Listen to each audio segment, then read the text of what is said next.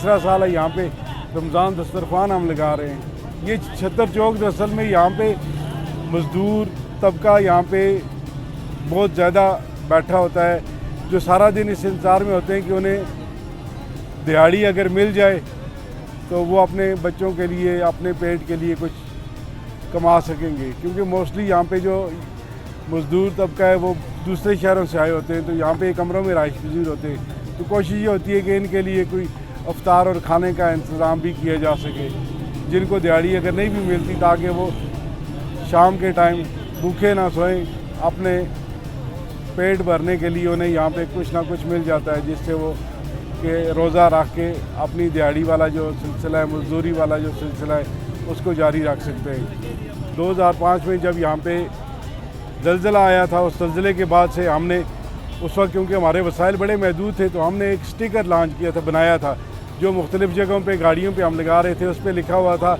एक स्लोगन था हमारा, कोयटा फिर बसा था, मुज़फ़्फ़राबाद फिर बसेगा। उसके बाद से आज तक मुख्तलिफ़ सोशल एक्टिविटीज़ में इन्वॉल्वमेंट रही।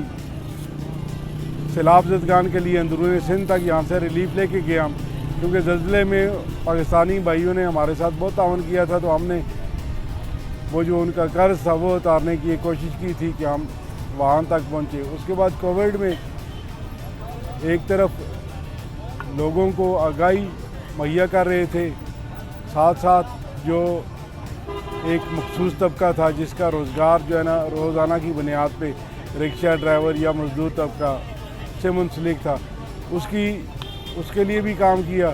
कंज्यूमर राइट्स पे हमने जो है ना पिछले 6-7 साल से हम काम कर रहे हैं। उसके लिए हमने एक हमारी रेट इस वक्त सुप्रीम कोर्ट में चल रही है। 5 साल से हम जो है ना सुप्रीम कोर्ट में वहाँ पे एक मामले को लेके गए कि यहाँ पे खालिस दूध नहीं मिल रहा था, यहाँ पे पहले केमिकल वाला दूध बिकता था। उसकी रोकथाम के लिए हम जो है ना सुप्रीम कोर्ट में गए, उसमें हमें 5 साल लगे।